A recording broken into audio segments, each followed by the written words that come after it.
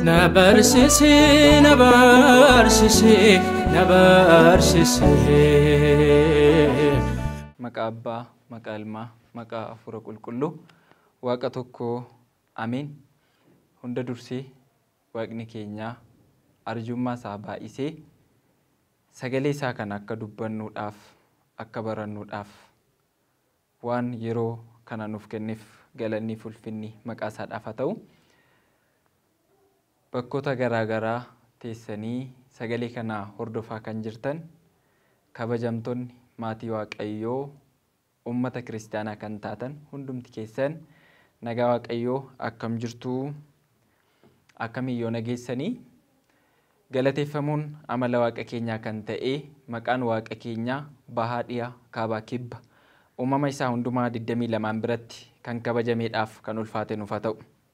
Akkasuma maqaa isaa waamnee maqaa ishee dhiisuun kan hin danda'amne durba qulqulluu haadha saba hundaa kan taate giiftii keenya qulqulleetti dubroo Maariyaam maqaan ishee uumama hundaa ol uumaa isheedhaa gaditti kan kabajamteef kan ulfaatte nuuf haa taatu.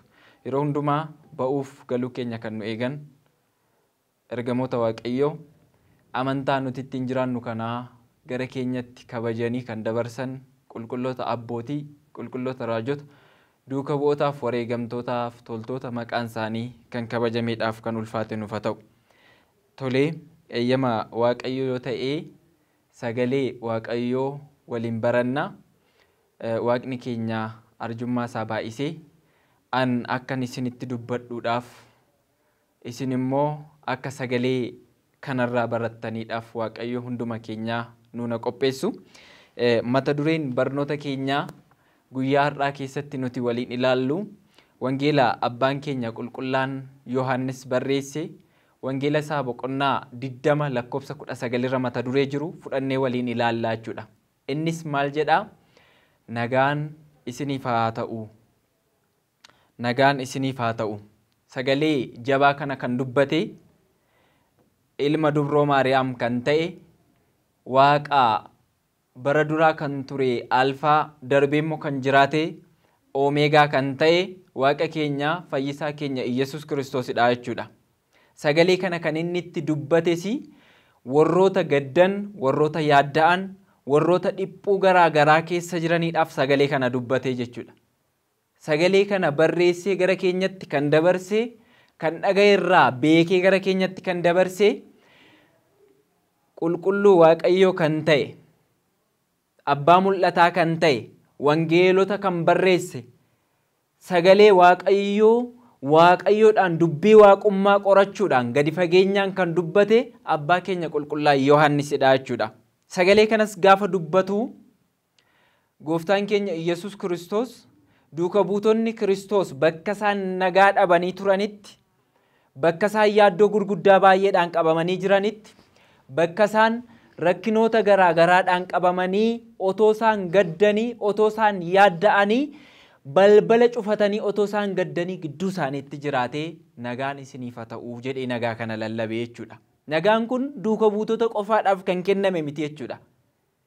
Nagaan kun uumamtoota biyya lafaarra jiran Kiristoositti kan amananiidhaaf nageenya lubbuu yaaddoo lubbuu keessa kan jiraatan hundumaadhaaf Kiristoos yeroo tokkotti bara kakuu moofaa keessa yaaddoodhaan kan jiraatamaa ture dhala namaa hundumaadhaaf nagaa kan lallabe Kiristoos addunyaa hundumaa nu warroota addunyaa kana keessa jiraannuuf illee nagaa dhugaa kan ta'e kan lallabedha jechuudha.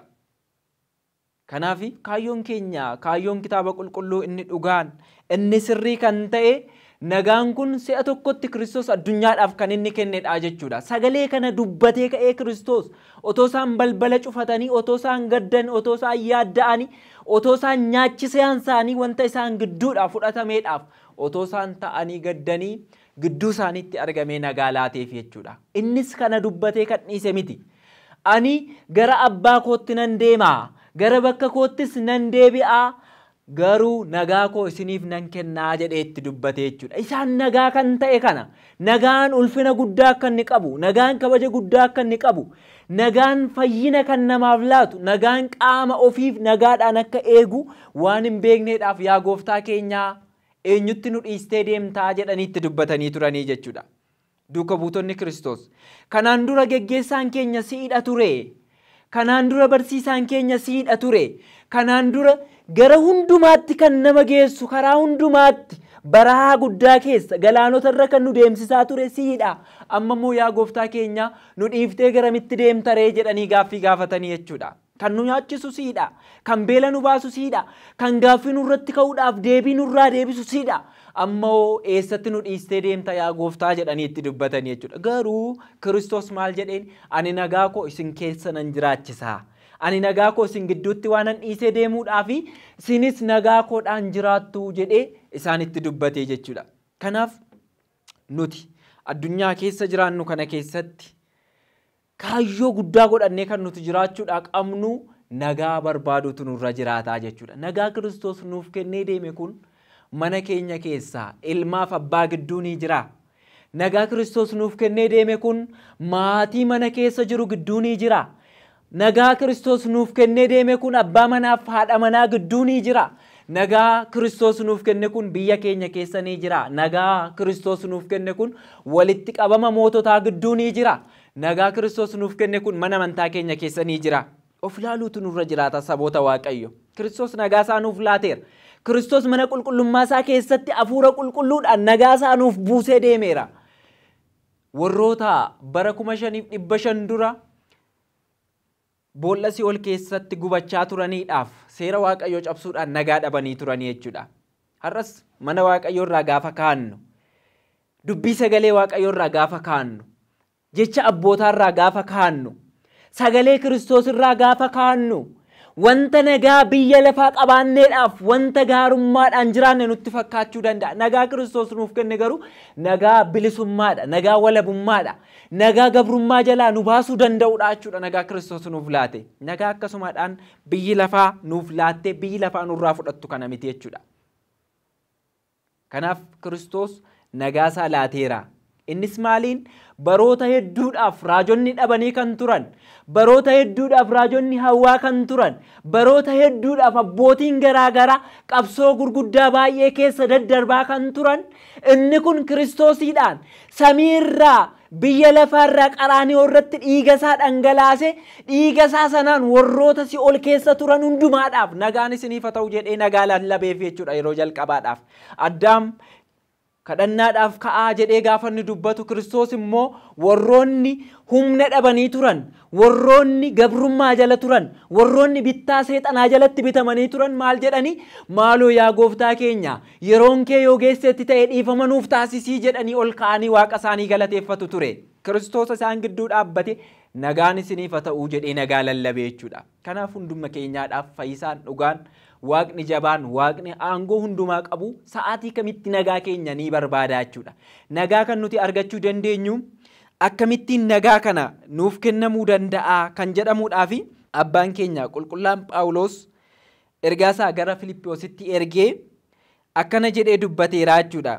Yaadni keenya Iyyasuus Kiristoosiin yaada keenya hundumasaa, qalbii keenya hundumasaa Kiristoos Waaqa dhugaa kan ta'e biyya lafaa irratti fayyina laachuudhaaf kan dhufe isa kanatti qabamee nagaadhaan haa jiraatu jedhee dubbateera jechuudha. Innis maalidha? Sagalee isaa jabaa kanaan gaafa nu barsiisu maal jedha? Tokkoffaa irratti nagaan kan nu barbaachisuudhaaf araara akka nuti argannuudhaafidha jechuudha. Bakka nagaan jiru araaratu jira. Bakka nagaan jiru walitti bu'iinsi hin jiru. Bakka nagaan jiru sa'aatii kamittillee jibbi hin jiru. Bakka nagaan jiru obboleessiif obboleettiin walirratti hin ka'u, obboleessiif obboleessi waliin ajjeesu jechuudha. Kanaaf jalqaba irratti araaradha jechuudha. Inni lammaffaa irratti kan nuti keessaa argannu tokkummaadha jechuudha. Nagaadhaan kan nuti argannu tokkummaadha. Kiristoos hamman hafuura koo isiniidhaaf erguudhaaf nagaan koo kun akka isin gidduutti beekamuudhaafi Iyyeruusaalem keessa jiraadhaa jedhee dubbate jechuudha. Iyyeruusaalem jechuun bakka nageenyaa jechuudha. Iyyeruusaalem jechuun nagaan kan keessatti guutame, kabajni kan keessatti guutame, jireenyi kan keessatti guutame, hafuurri qulqulluun kan keessatti argamuudhaaf keessatti bu'u Iyyeruusaalem jedhamtee beekamti jechuudha. Iyyeruusaalem samiirraallee kabaja gurguddaa akkasii qabdi saboota Waaqayyo. Biyya nagaa kan jedhame, mandara nagaa kan jedhame, qe'ee nagaa kan jedhame, qe'ee quufaa kan jedhame biyya tokkummaadhaan keessa kanatti tokkummaa keessan otoo hin jiksiin jaalala qabadhaati araaraan keessa jiraadhaa jedhee Kiristoos nutti dubbateera jechuudha. Inni lammaffaa irratti kan nuti argannu qulqullaan Yohaannis wangeela isaa kana keessatti gaafa dubbatu du'aa ka'umsa Kiristoos du'aa ka'uusaa nagaa nutti argisiiseera jechuudha. Du'aa ka'umsa isaadhaan gaaddidduu du'aa jalaa nu baaseera. Du'aa ka'umsa isaa jedhaani fayyina akka nuti argannu, moo'icha akka nuti argannu, boquun keenya cabee kan ture, gabrummaa diinaa jalatti bitamnee nagaa kan dhabnee turre nagaa keenya arganneerra jechuudha. Kanaaf mul'anni kan ittiin argame, kennaan hafuura qulqulluu kan ittiin argame du'aa ka'umsa Kiristoosiidhaanidha. Mul'ata kan nuti arguu dandeenyes nagaa Kiristoos nuuf laateenidha jechuudha. Qulqullaan Yohaannisis gadi fageenyaan barreesseera jechuudha. Nageenya akkamittiin argachuu dandeenya? Nageenya akkamittiin argachuu dandeenya? Nageenya karaa nuti ittiin argachuu dandeenyu inni jalqabaa amantaadhaanidha. Amantiitti qabamnee yoo jiraanne, amantii keenyaan jabaannee yoo dhaabbanne, mandara Waaqayyoo keessatti kabajaan, qe'ee Waaqayyo nuuf kenne keessatti araara gammachuudhaan kan nuti jiraachuu dandeenyu amantaa yoo qabaannedha. Amantiin kunis kan inni irraa argamuu danda'u Kiristoositti amanuudhaanidha jechuudha. Inni kunis maal jedhe qulqulluun Waaqayyoon nageenyi Waaqayyoo argachuudhaaf Kiristoositti amanuudhaan, maqaasaa beekuudhaan, gooftummaasaa beekuudhaan, fayyisaa ta'uusaa beekuudhaan, isa duukaa deemuudhaan, daandii isaarra isa duukaa bu'uudhaan, fannoo isaa gidiraanni arge hunduma isaa baanne rakkina nutti dhufu hunduma isaa jaalalaan moonee jiraachuudhaani kan nuti argachuu dandeenyu amantaadhaanidha jechuudha. Waaqayyoodhaan Kiristoosiidhaan kan nuti beekuu dandeenyu jechuudha. Lammaffaa irratti qalbii jijjiirrachuudhaan qulqullaan Yohaannis mandara onaa keessatti, qe'ee onaa keessatti sagalee isaa lallabaa gaafa dhufu wangeela Maatiyoos boqonnaa 3 keessatti lakkoofsa 1 kaanee gaafa dubbannu mootummaan Waaqayyoo dhiyaatteetti yaada garaa keessanii jijjiirradhaa.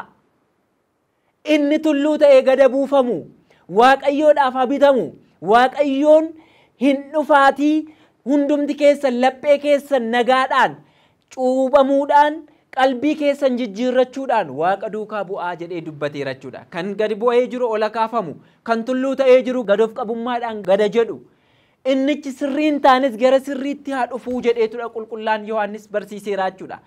Kan nuti nagaa argachuu dandeenyu ni jalqabaa yoo qalbii jijjiirrannedha. Xiixoosiin fudhachuu dandeenya.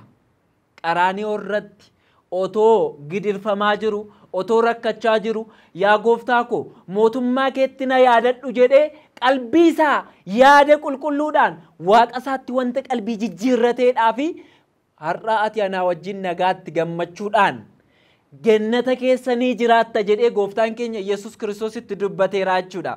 Qalbii jijjiirrannaa sa'aatii kamitti badii balleessine hundumaatti cubbuu keenya himachuudhaan, obboleessa keenyaaf dhiifama taasisuudhaan, obboleettii keenyaaf dhiifama taasisuudhaan waliin kan nuti qabannee deemuu dandeenyu inni jalqabaa qalbii jijjiirrannaadhaanidha jechuudha. Tulluu kan jedhame warroonni mootummoota taatan Waaqayyoodhaaf bitamaa, sodaa Waaqayyoo beekaa, aangoo hundumaa balleessuu jijjiiruu kan danda'u Waaqayyoodhaaf bitamaatii qalbii jijjiirrannaadhaan jiraadhaa badii gurguddaa baay'ee balleessuu dandeessu waan ta'eedhaaf jedhee gooftaan keenya. Qulqullaan Yohaannis sagalee isaadhaan gaafa dubbatu waamicha sagalee jabaa waamaa dhufeera jechuudha. Waamicha inni waamaa dhufe kanas mootummaan Waaqayyoo dhiyaatteetti jedhee erga lallabeedhaa booddee Waaqayyoodhaa wajjin akkamitti akka nuti araaramuu qabnu, Waaqayyoodhaa wajjin erga araaramne booddee immoo nageenya akkamii akka nuuf kennamuu qabu hunduma isaa qalbii jijjiirrannaa keessatti ibseera jechuudha.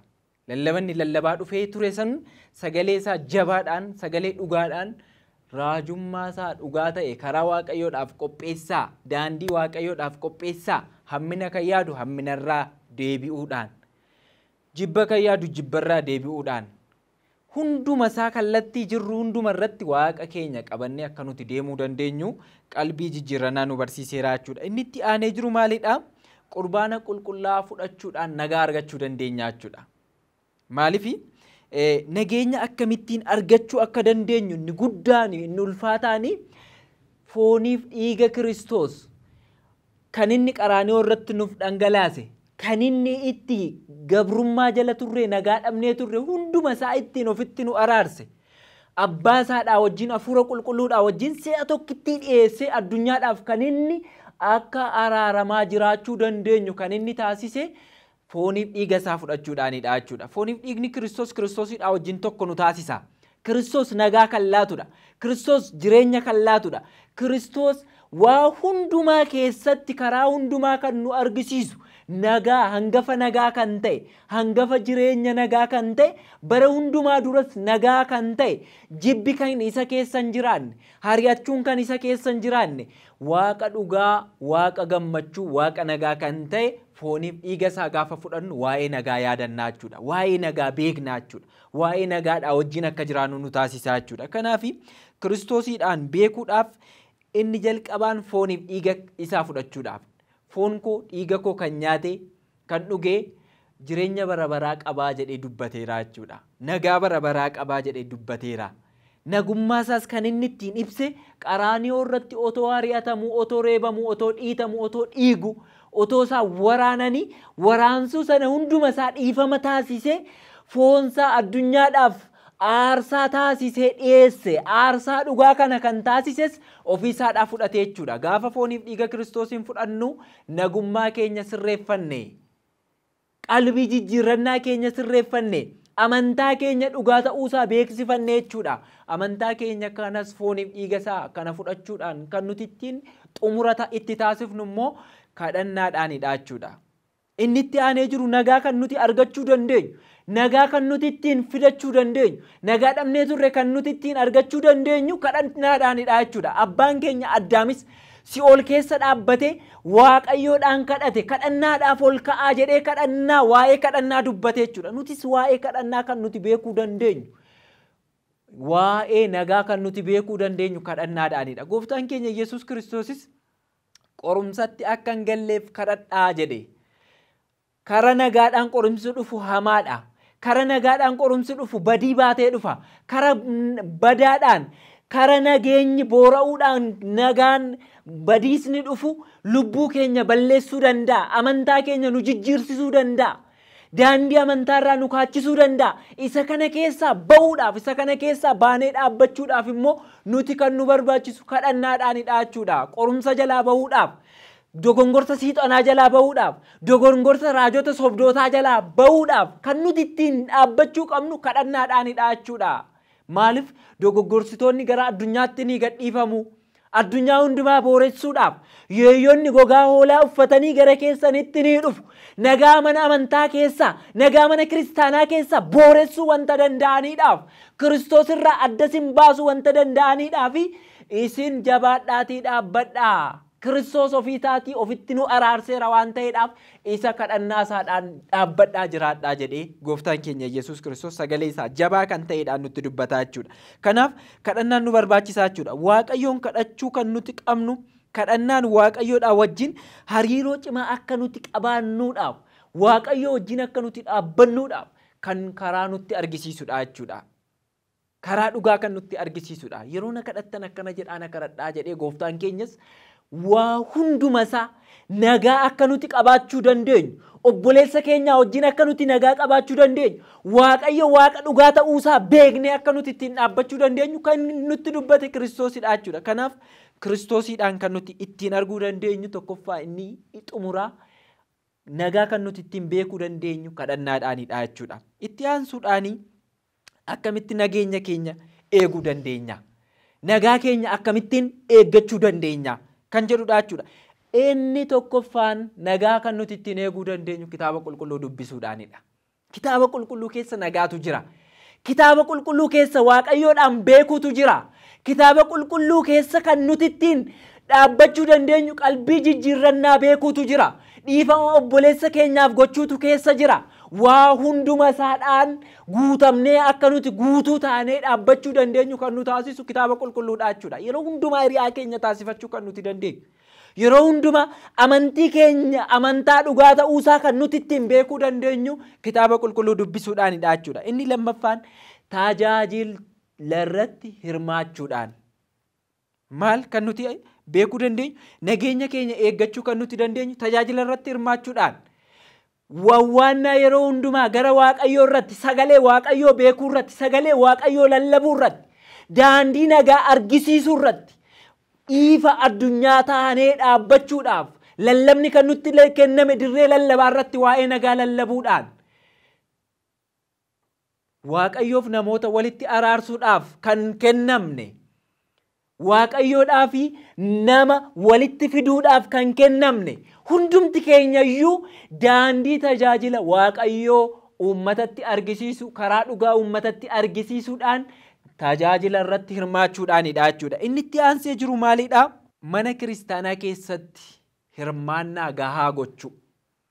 Wal ijaaruudhaan, nagaa keessatti wal ijaaruudhaan, kabaja keessatti wal ijaaruudhaan, ulfina keessatti wal ijaaruudhaan, daandii ulfinaa walitti argisiisuudhaan, fuula Waaqayyoof ulfina Waaqayyoo arguudhaaf akka Museetti yeroo hundumaa Waaqayyoodhaan kadhachuudhaan, waldaa keenya keessatti kabajaan, mana amantaa keenya keessatti kabajaan, gurmaa'ina keenya keessatti kabajaan wal hundeessuutu nurra jiraataa jechuudha. Waaqayyo ulfina isaa nutti argisiiseera. Bara nuti keessa jiraachaa jirru kun bara kabajaadha. Bara nuti keessa jiraachaa jirru kun bara ulfinaadha. Bara nuti keessa jiraachaa jirru kun bara mul'inaadha jechuudha. Waaqayyoodhaa wajjin bara nuti itti wal arguudhaaf, Waaqayyoodhaa wajjin bara nuti itti wal beeknee jiraachuu dandeenyudha jechuudha. Kanaaf kabaja keenya Waaqayyoodhaa wajjin taasifnee Waaqayyoodhaa wajjin mana kiristaanaa keessatti hirmaannaa gaarii geggeessinee jiraachuudhaan Waaqayyoodhaa wajjin wal beekuu dandeenya jechuudha. Akkamittiin nageenya keenya babal'isuu dandeenya? Nagaa mana kiristaanaa keessatti, nagaa laphee kiristaanotaa keessatti akkamittiin diriirsu, akkamittiin bal'isu akka nuti dandeenyu ilaaluu dandeenya jechuudha. Inni chaaloo hinaaffaa qabu hinaaffaa keessaa ba'ee nageenya Waaqayyoo babal'isuu danda'a. Innichi obboleessa isaa irratti ka'uudhaan, dirree tajaajilaa irraa obboleessa isaa hari'achuudhaan, dirree tajaajilaa irraa obboleessa isaa gufuu boollota garaagaraa walitti qotuu irraa dhiisnee nageenya keenya babal'isuu kan nuti dandeenyu akkamittiin isa jedhuudhaaf tokkoffaa irratti dhugaa bahuudhaan. Sagalee Waaqayyoo dhugaadha. Sagaleen Waaqayyoo jireenyadha. Sagaleen Waaqayyoo keessa mamiin hin jiru. Sagalee Waaqayyoo keessa sobni hin jiru. Sagaleen Waaqayyoo qajeelchituu daandii waa hundumaa wanta ta'eedhaaf inni tokkoffaan waa'ee dhugaa beekuu. Dhugaa irratti ijaaramu, soba dhiifnee dhugaa duukaa bu'u, nagaa kan nuti beekuu dandeenyu, nagaadhaan jiraachuu kan nuti dandeenyu jechuudha. Sobni mandara nuti keessa jiraannu diiga, mana qulqullummaa keenya diiga, jireenya keenya diiga, gara badiisa bara baraatti nu geessa. Maaliif? Kanaafillee dhugaa bahuudha. Waa'ee maali? Waa'ee Kiristoosiidhaan. Kan nagaa nuuf laate waa'ee nagaa sana beekuudha. Siyaasa biyya lafaa keessaa baanee waa'ee dhugaa beekuudha. Nagaan kan inni addunyaadhaan ta'uu danda'u lapheen namootaa nagaa gaafa ta'e qofadha jechuudha. Nagaan kan inni nagaan nutti dhufuu danda'u babal'isuu kan nuti dandeenyu laphee kiristaanota hundumaa, laphee namoota hundumaa gaafa nagaa taasisnedha jechuudha. Inni itti aansee jiru maalidha jedhamee yoo jiraatame tola oolu, obboleessaaf obboleettiidhaaf kan beela'e beela baasu, kan dheebote dheebuu baasu, kan rakkatee qullaa ta'etti uwwisu, kan yeroo hundumaa gadadoof yaaddoo keessa jiruudhaan akkasumatti baasii tokko malee Kiristoos akkumatti badii keenya hunduma isaa akkuma inni nuu dhiise baasii tokko malee nutis warroota beela'an, warroota dheebotan, warroota rakkatan, warroota nagaa dhaban, warroota fayyaa dhabaniidhaaf tola gargaaruu, tola beela baasuu qabna jechuudha. Kiristoos foonsaa tola nuuf laate. Kiristoos akka nuti fayyinuudhaaf baasii tokko malee jireenya keenya, jireenya bara baraa keessa akka dhaabbannu nu taasiseera wanta ta'eedhaaf mana qulqullummaa keessatti kabajaan dhaabbachuutu nurra jiraata jechuudha. Kanaaf addunyaa kana guutummaa keessatti nageenya akka argannuudhaaf, nageenya akka nuu laatamuudhaaf maal gochuudha? Waa'ee nageenyaa kadhachuutu nurra jiraata saboota Waaqayyo. Maaliif? Nagaa Kiristoos nuuf kennu nagaan addunyaan kun keessa jirtu miti. Qulqullaan Daawit faarsaa isaa faarsaa 122 lakkoofsa 6-7 irratti maal jedha? Nagaan Yerusaalemii, waa'ee nageenya Yerusaalemiidhaaf kadhadhaa jedhee dubbataa jechuudha. Nuti manni kiristaanaa keenya Yerusaalemiidhaan fakkeeffamti. Waa'ee nageenya mana amantaa keenyaadhaaf kadhachuutu nurra jiraata. Waa'ee walitti qabama keenyaadhaaf kadhachuutu nurra jiraata. Walitti qabamni keenya jeequmsi sobaa akka gidduun galleedhaaf